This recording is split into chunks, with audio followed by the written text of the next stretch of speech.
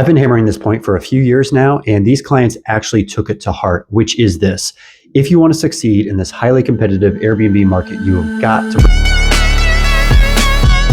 How did my clients get more than 90% occupancy in the first 3 months of their Colorado Airbnb listing? Great question. So these clients closed on a property in late 2024 and had it listed by December of that year. And right out of the box, they were killing it. They have 100% occupancy in the first 2 months and 90% occupancy in the third, which we haven't even reached yet. Now, yes, they should be raising their prices. You should never really be hitting 100% occupancy, and you definitely shouldn't be doing 90% occupancy like 2 months out from now.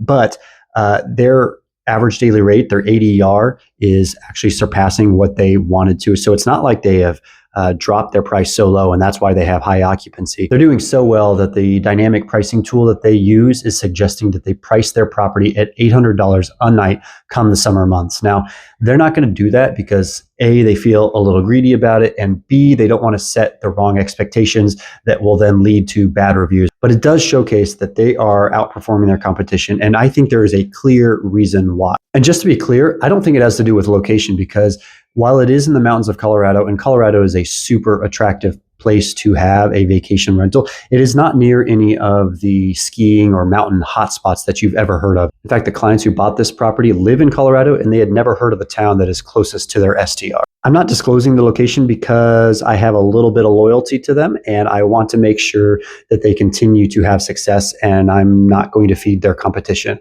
No offense. Reach out to me if you have some questions. I want to talk about their story today because I think their vacation rental and their experience is an outlier in today's competitive STR market. And I think it's instructive to people who really want to succeed. We've always said that operating a successful short-term rental is simple, but not easy. So what do I mean by that?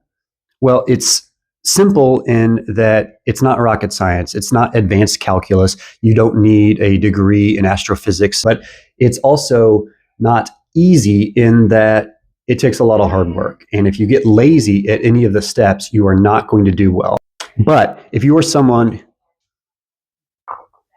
excuse me, I need my coffee. But if you're someone that can put their head down, march through the muck and the mud and do all the things right, then you really can succeed.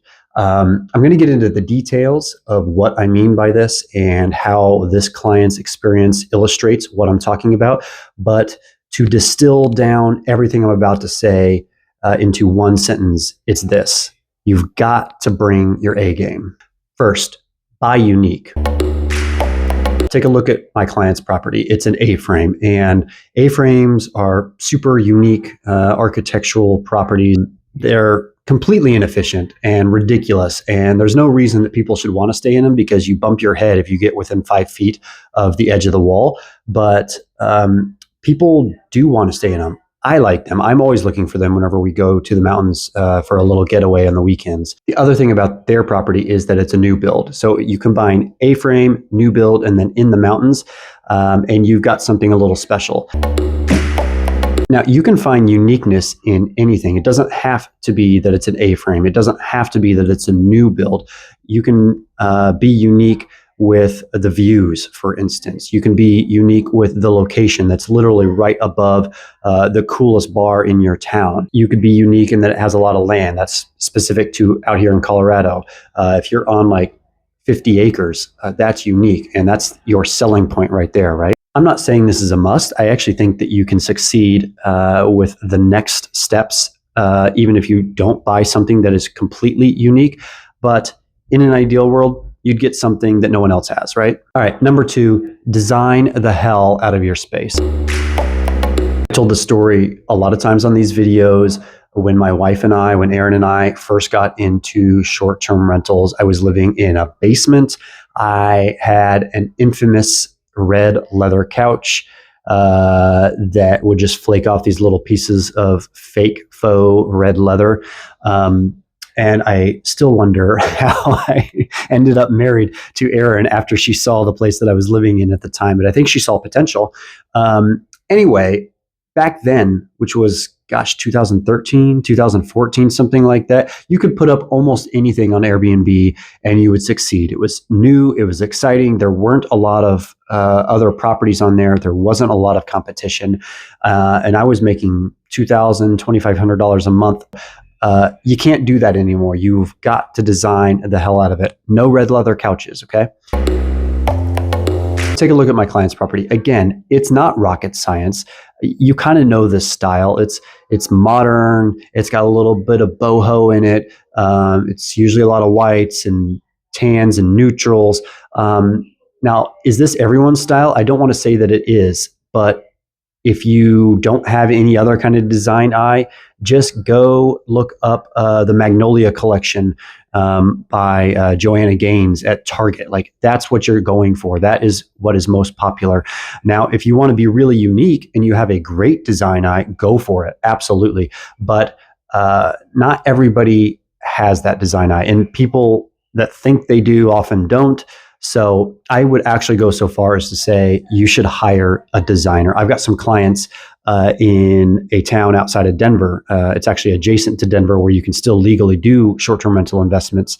And I have convinced them to hire a designer, and their property is coming along. A couple other things you might consider: wallpaper. I've seen some really cool properties that create a unique visual element by just wallpapering one big massive wall. Again, if you don't have an eye for it, hire a designer. Third suggestion I have, and something that my clients here in Colorado in this A-frame did, is that they offer great amenities, something above and beyond their competition. It's not enough just to have some beds in the mountains where people can sleep in between hiking. They actually want the property itself to offer them something to do, something unique, because there's so many other options out there. You've got to stand out. So, for instance, my clients here, they have a hot tub. I read somewhere in an AirDNA report that a hot tub can increase your revenues by something like 30% in the mountains. So hot tub is awesome. But they went one step further and got this clear geodesic stargazing dome. And I don't know yet, because we don't have enough reviews in their property to see if that is one of the main attractions, but I suspect that it is. Sauna is another one. Game room is another feature, an amenity that I find in a lot of successful short-term rentals. It's not really my thing. I kind of find it tacky, but I'm not everyone. And I think if you have a big property that is trying to attract families with kids, I think a game room is a great option. And it's what I see with a lot of more profitable vacation rentals. So ping pong or foosball, pool, but then also arcade games around the perimeter.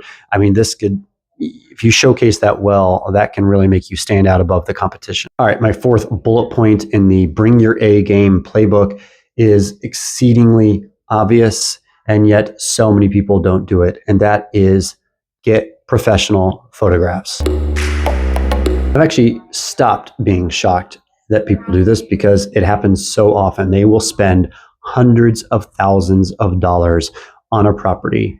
They will spend $10, $20, $30, $40,000 on furniture, another 10 or 20 on amenities, and then they skimp on photos. If you're not a professional photographer and you use your iPhone to shoot photos of your new STR, I will disown you. Let's talk specifics, though, about what those photos should look like. So hire a professional photographer, and not just anyone. Hire a professional real estate photographer. What you want them to do, especially if you're in the mountains of Colorado, for instance, you want aerial photos. You want to show the landscape around. It just gives this luxurious vibe to see the property within its context. You want different times of day depending on when the light is good. So don't just hire them willy-nilly. Learn your property. When is the light best?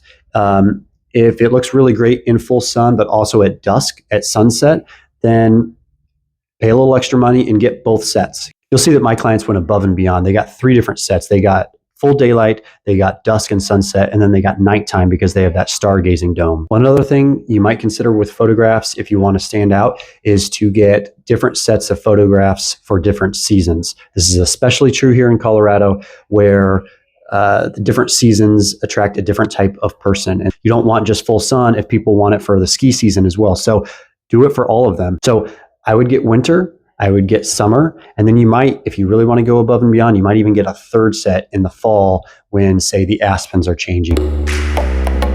It bears repeating. If you want to succeed in this highly competitive STR market, you've got to bring your A game. It's not difficult, but it's also not easy. It's not rocket science, but you do have to work your ass off. The ones that I see that do just okay skip a step or two. They don't get the right photographs. They don't get the right amenities. They buy something bland and soulless, and they just put in Craigslist furniture and they think it'll be okay.